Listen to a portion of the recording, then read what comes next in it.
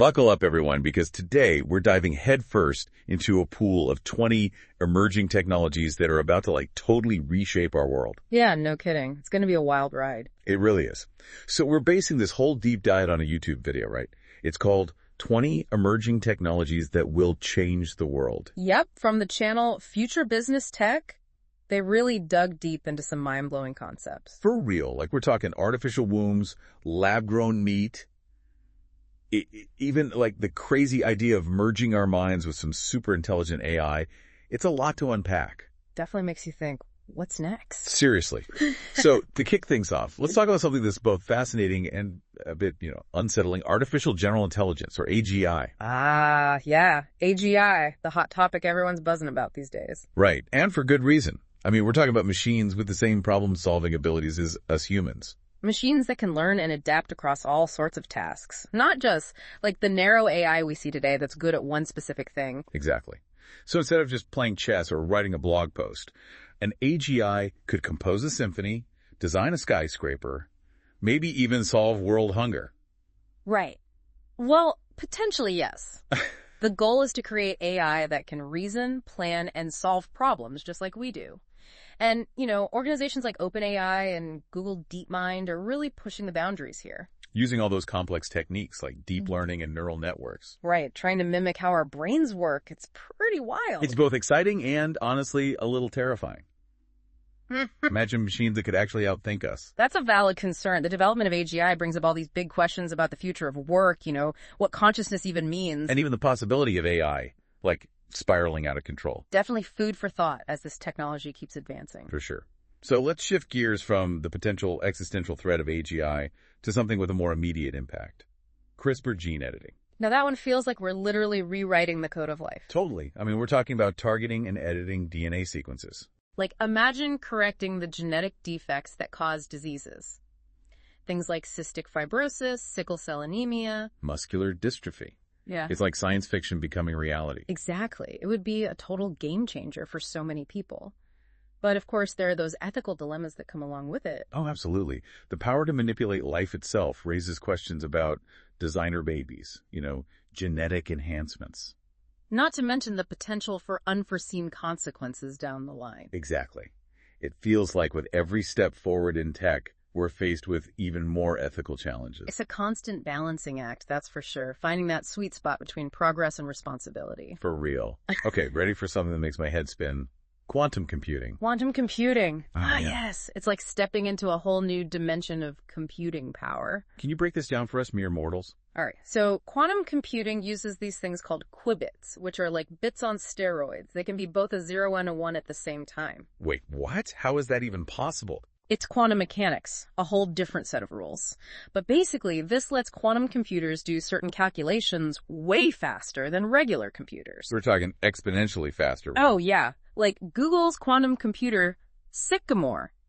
It did a calculation in 200 seconds that would have taken a normal supercomputer thousands of years. No way. Right. That's insane. What kind of real-world impact could something like that have? Oh, the possibilities are huge. Think cryptography, drug discovery, even artificial intelligence, like designing new medicines, creating unbreakable codes. Wow, we really are living in the future. Okay, before my brain melts, let's move on to something a little closer to home. Neuralink and brain-computer interfaces. Ah, yes. Neuralink, Elon Musk's brainchild. Literally. It does feel like something straight out of the Matrix, doesn't it? It kind of does, right? They're developing these tiny implantable chips that connect directly to your neurons. I've seen those videos of monkeys playing video games with their minds. Right. But the potential goes way beyond that. Neuralink wants to use this tech to restore vision, treat neurological conditions like Parkinson's. And maybe even enhance our cognitive abilities. Exactly. Imagine downloading information straight into your brain or communicating telepathically. Okay, that's both amazing and a little creepy. Yeah. But what about privacy and security? Couldn't someone hack into your brain? That's a valid concern, for sure. Ensuring the security of brain-computer interfaces is absolutely crucial. It's like our thoughts are our most private things. Absolutely. As this tech develops, we need to be very careful about those ethical implications. Totally. Okay, let's step away from the mind-bending stuff for a second, talk about something more tangible. Yeah. Humanoid robots. Now, are we talking about robots that can do the dishes and fold laundry? because I'm in. Wouldn't that be amazing? Yeah. We're not quite there yet. But these robots are getting seriously sophisticated. Companies like Boston Dynamics and Tesla are making robots that can walk, run, even do backflips. Yeah, I've seen those videos. It's both impressive and kind of freaky. Totally. But the question is, can these robots actually, think for themselves, interact with us in a meaningful way? Right. I mean, are they just mindless machines, or are they becoming something more? Well, that's where AI comes in. Robots like Sophia and Ameka, they have advanced AI that allows them to recognize faces, understand speech. Hold conversations, even. Yeah. They're not sentient yet, but the progress is incredible. So we're not just talking about mindless robots anymore. They could potentially work alongside us, care for the elderly. Become our companions, even. It's a whole new world of human-robot interaction. And that brings up a whole new set of questions about their role in society, the impact on jobs. Definitely a lot to think about there. Okay, let's dive into another area where AI is making waves. Generative AI. This one's kind of hard to wrap my head around. What exactly does it mean? Generative AI is basically AI that can create new content. Stuff like text, images, music, even videos. Think of it as a digital artist at your fingertips. So instead of just analyzing data, AI can now come up with original ideas. Exactly. Like OpenAI's language models can write articles, poems, even code, and they can do it in a way that's almost indistinguishable from human work. That's wild. Platforms like Midjourney let you create super realistic images just by describing them with words. Exactly. It's pretty mind-blowing. But it does make you wonder, what does this mean for human creativity? Will AI become a tool for artists, or will it eventually replace them? It's a question a lot of people are asking, especially in creative fields. Some see it as a powerful new tool for collaboration. Others are worried about AI devaluing human artistry.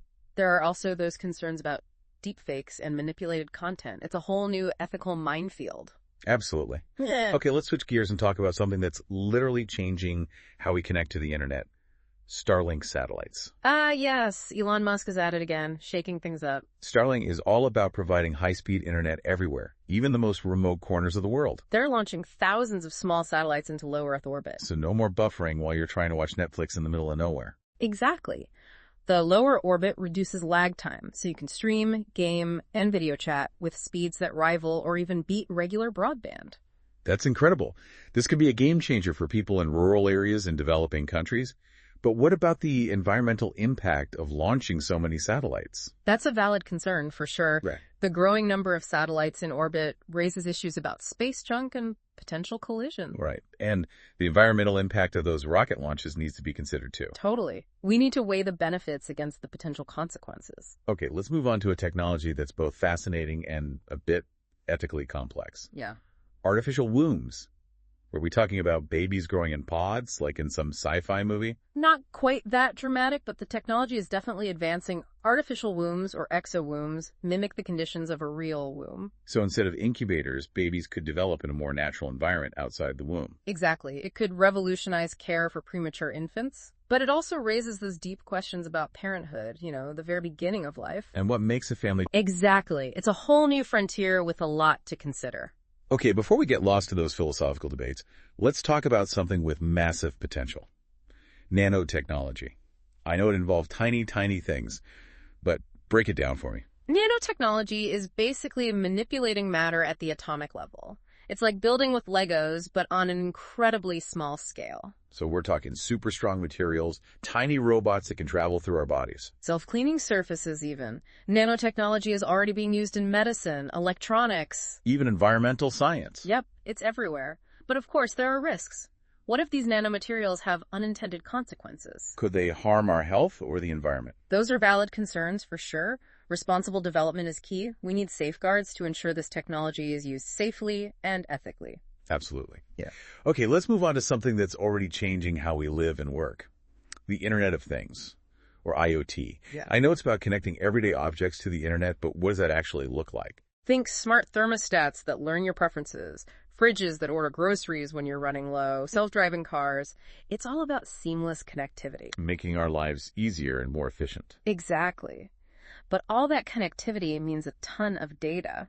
What about our privacy? Who has access to all that information about our lives? Right, it feels like a double-edged sword. It is. As our homes, cities, even our bodies become more connected, we need to make sure our data is protected and used responsibly. Absolutely. Okay, let's shift gears and talk about something that's both exciting and a little scary. Autonomous vehicles. Are we really ready for cars that drive themselves? It's closer than you think.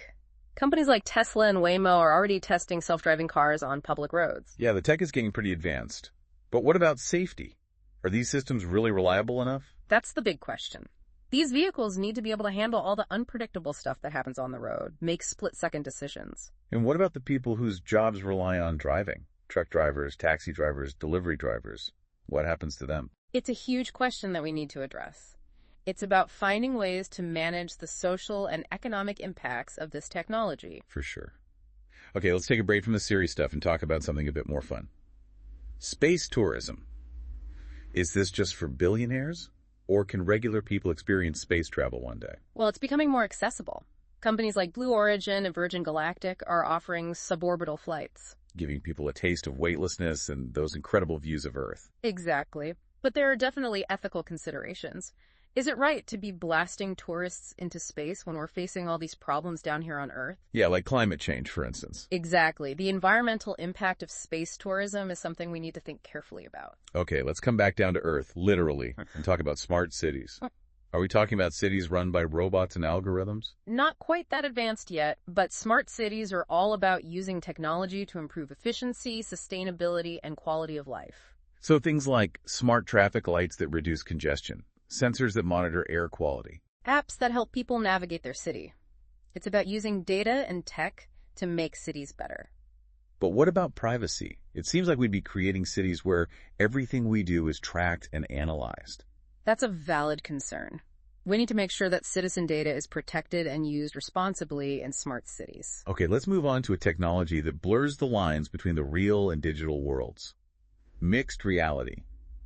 Is this just a fancy way to play video games? It's way more than just games. Mixed reality combines elements of virtual reality and augmented reality. So you can be walking down the street and see virtual dinosaurs running around. Exactly.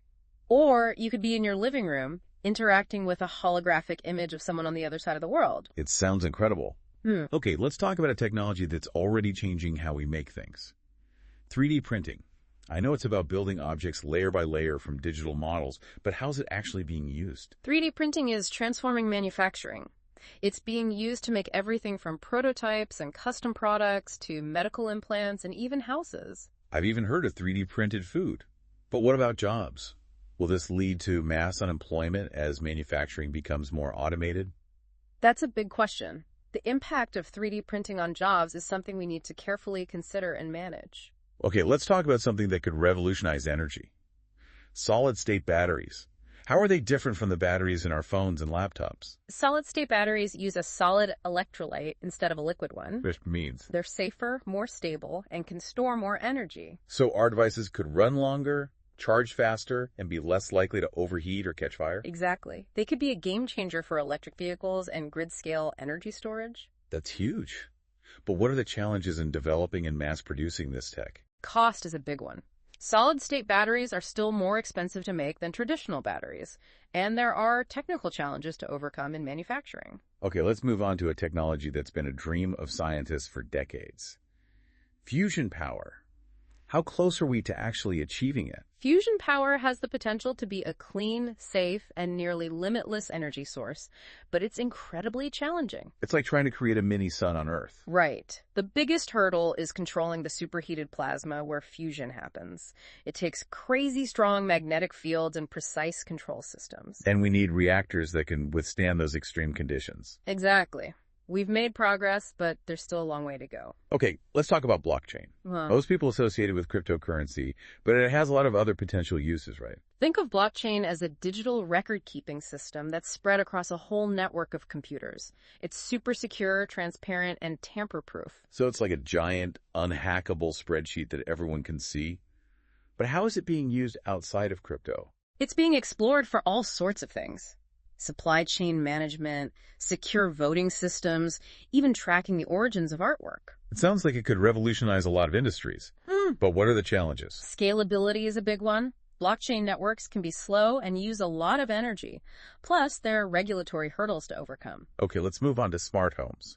Are we talking about houses that clean themselves and make dinner while we're at work? Huh. We wish. But smart homes are getting more sophisticated all the time.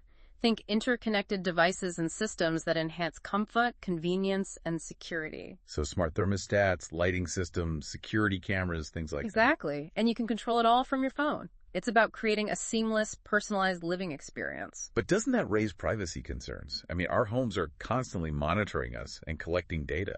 That's definitely something to consider. Data privacy and security need to be top priorities as smart home technology evolves. Okay, let's wrap up this whirlwind tour with something that could change how we eat. Lab-grown meat. Is this really meat? It is. It's grown from animal cells in a lab. It's the same meat we get from animals, just without traditional farming. No more factory farms or animal slaughter. That sounds amazing. Yeah. But how does it taste?